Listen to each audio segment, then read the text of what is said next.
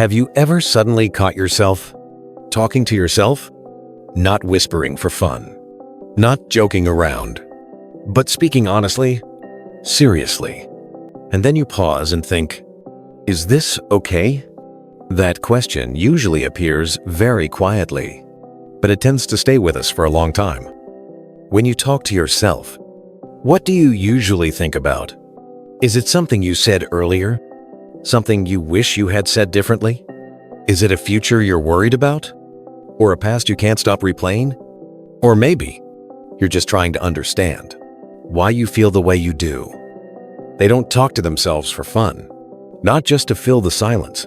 They talk to understand themselves, to name emotions that feel unclear, emotions they're not even sure how to describe yet. When there's no one around to listen, they become their own listener. No judgment, no rushing.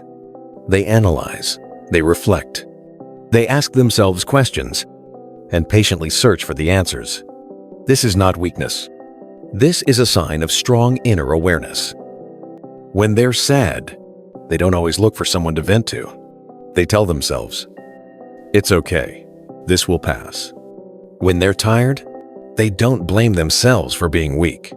They remind themselves, just a little more. When they're hurt, they don't always know who to talk to completely, so they comfort themselves instead. Talking to themselves is how they keep from falling apart, especially when no one stays long enough. They can feel lonely in a crowd, yet feel peaceful when they're alone. When they're by themselves, they don't have to force themselves to fit in. They don't have to smile at the right moments. They don't have to say the right things.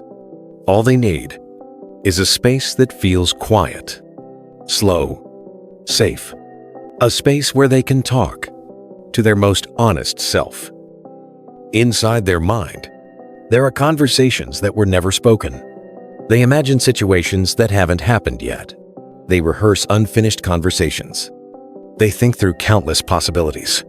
Sometimes they write, sometimes they draw. Sometimes they just sit quietly and think.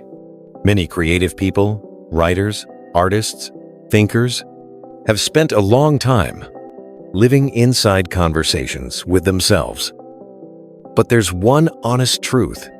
Sometimes they talk to themselves, not because they enjoy it, but because they don't know who else they can talk to, not because there's no one around, but because not everyone has the patience to listen. Not everyone wants to understand thoughts that come out imperfectly, and so they choose to stay with themselves. If you're watching this video and thinking, "This feels like me," I want you to know this. You are not strange. You are not weak, and you are not wrong. You're simply someone who entered your inner world earlier than most people. You're someone who learned how to listen to yourself before anyone else did, and that is something not everyone can do. If you've ever talked to yourself while being alone, leave a comment saying, "Me too." You might realize you were never truly alone. And don't forget to subscribe if you want to hear more stories for people with a deep inner world.